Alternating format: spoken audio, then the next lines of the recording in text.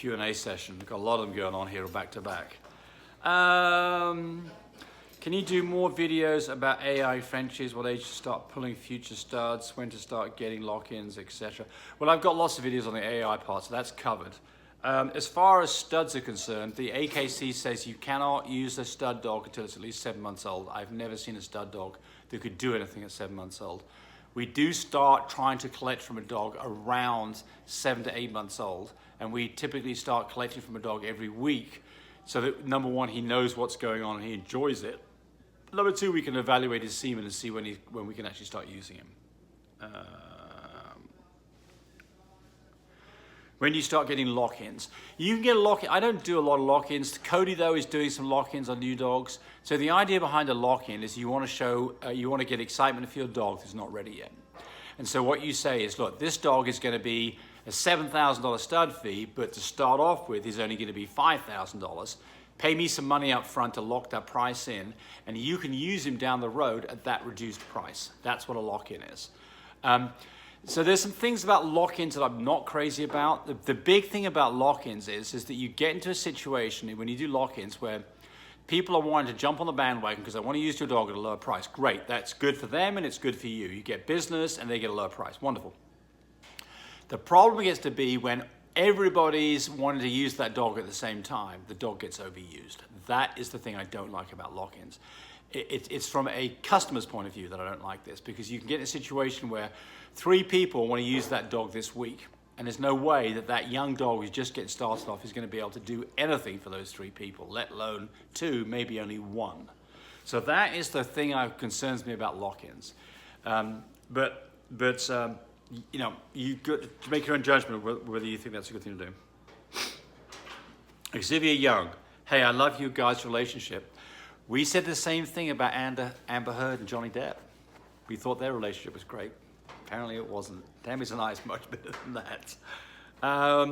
Would it be okay to do a progesterone test on the first heat cycle to kind of calculate days for the next heat cycle? So what we're saying here is that you're not going to breed her on this heat cycle. Would you get any valuable information? The answer is probably not. First heats tend to be very erratic and not very smooth. So I don't think you're going to get much useful information by spending the time and effort to do progesterone tests on a dog you know you're not going to breed this time. I wouldn't do it. Save you money. Kathleen Rayner, so hello to the awesome twosome. Well, that's nice. I like that word. Tammy, we're the awesome twosome. I was watching what's happening in Ukraine. It's so upsetting. Well, that is the truth. We're the awesome twosome. She's just now hearing me. So somehow just listening to the pair of you really calms me down, puts things in perspective. Thank you for Tammy and James. Yeah, well, I mean, you know, what's going on in Ukraine is, I mean, you know, you never quite know what's going on because the news is always biased one direction or the other. But I think it's pretty obvious that the Ukrainians are in a terrible situation with, you've got, you know, a kleptocrat, or whatever you want to call Putin, somebody who's a, you know, megalomaniac who's in control of the whole situation. The majority of the Russian people have no idea about what's being done in their name. It's just awful. I mean, it's just awful. And I mean, you know, and so what do? Well, nothing much you can do, unfortunately. You know, you could give some money towards charities that help these people out, certainly. But I think the thing that you can do is that you have to wrap your mind also about other things like puppies and get back to a kind of a bit of normalcy so that you don't go berserk worrying why the hell humans are treating each other this way. So the answer is be nice to your puppies, because that's something you can do and show your love in that direction.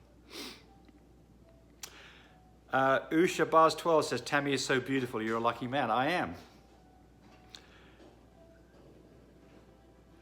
And you know, it's funny because you've either got a big something or lots of money, and I don't have either, and I've got this wonderful girl. So there we go. Every now and then somebody strikes the jackpot. Is it possible, Alexander Gonzalez, is it possible to have a false positive on ultrasound on day 33? Went to get one and they saw nothing, but my female is showing all the signs of it. So that would be a false negative, is what you're talking about. Not a false positive, you're talking about a false negative. nipples change, could there potentially be one puppy? Absolutely. In fact, I suspect that you're on the right track here. So ultrasounds, they are a bit problematic. Certainly an ultrasound before, I mean, they say you can do an ultrasound like day 24. I would wait until day 30. I personally prefer the relaxin pregnancy test that we sell on the website. They're pretty darn accurate at day 30. And you don't have to go to the vet. You do have to pull blood, but the whole thing's very inexpensive. I mean, I think it's like $10 a test, $12 a test. It's very quick to do, get results. Ultrasounds, you know, you've got three things that can happen. They see puppies, they say she's pregnant, by God, they're right.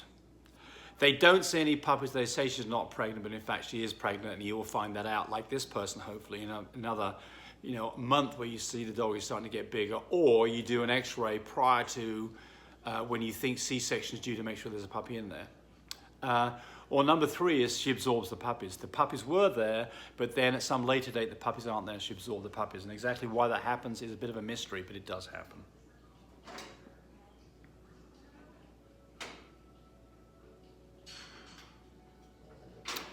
My Keys Automotive, what PG levels do you like to do first and second AIs on?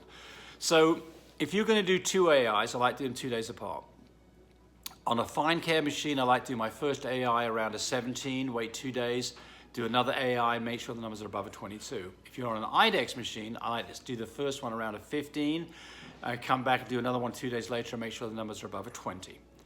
If you're on a mini Vitus, golly, I've got to think about what the mini Vitus numbers are because it's quite a bit higher. I'm going to say things that aren't necessarily true on the mini Vitus, so without looking at a graph, I'm not going to get that right. And remember, if you're in England or Europe, these numbers are 3.18 times higher because you read in nanomoles per milliliter, not nanograms. So if you were at a 15 on a European nanomoles milliliter, that would be more like a 5 ovulation in the USA on nanograms per milliliter. So don't get confused on that one. What was the other part of the question? And so then the next question is, if you're going to do two AIs, should you do a surgical first and a vaginal? Absolutely not. If you're going to do anything like that, do a vaginal first, 2 days later, do a surgical or a TCI if that's an option for you. And I much prefer TCIs over surgicals because there's nowhere near the invasiveness doing a TCI, transcervical insemination, versus surgical. I'm not a big fan of surgicals, but there's lots of vets who do it who would say otherwise, and so they've got a say on this as well. And I've just lost where my comments are.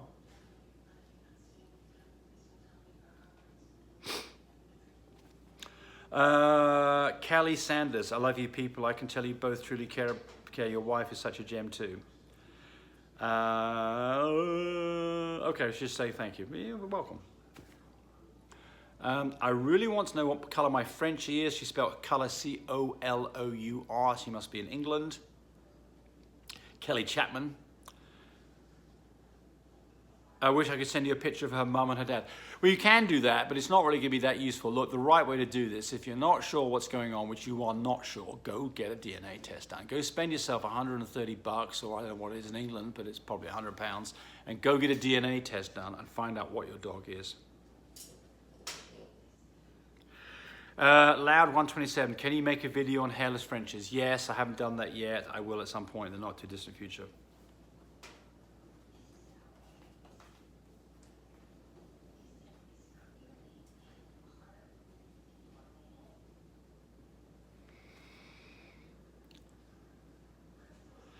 Okay, Kathleen, sorry, I took time to read this. Kathleen Rayner says, just want to share a happy feeling. So she's talking about her daughter who breeds labs, labradoodles. One of the females had one big fat healthy puppy. She thinks that's one puppy and that's all she has. 24 hours later, she let the dog out to go pee. She heard a squeal, called the mother back in. The dog came running back in with a puppy in its mouth.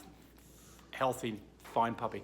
So this is interesting, and we saw this a lot. We used to breed labs many years ago, and we would not do X-rays. We just do all natural whelps in our basement, and quite often when you get a large litter of 10, 11, 12, 13 labs, that you'd be up all night long and you'd think you'd be done, and finally you'd go to bed because nothing's happened for 3 hours, and you'd come in the morning and there's another puppy or two laying there, all cleaned up and looking healthy, and mum's had them by herself. So, you know, these big dogs with big litters, they can take quite some time between the first puppy and the last puppy. It can be a day and a half, not uncommon. So just be a little careful about this. You know, probably the best way to do this really is to go get an x-ray done when you are probably a few days out from having a whelp, so you know how many puppies are on board, especially in small litters.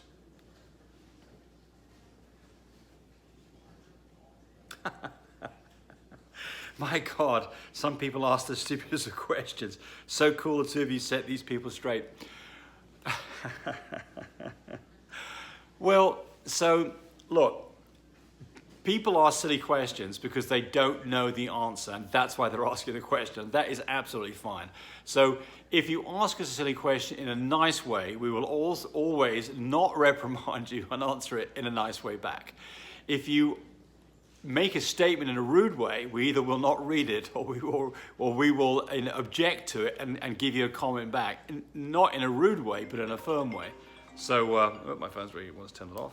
So anyway, but there we go on that one. I think that's out for this one. Bye, everybody. Thanks. Watching the video. I really appreciate people who subscribe to me. It helps me, encourage me to do more of these videos. But do remember, disclaimer here, I am not a vet. I'm not a licensed medical professional. I'm purely a person who's been breeding dogs for the last couple of decades. Any information that you got from this video, use at your own risk. There's nothing implied here, and certainly this should not be used as a substitute for advice from your veterinarian or your medical professional. I hope you enjoyed the video. Come back for more of them. Bye.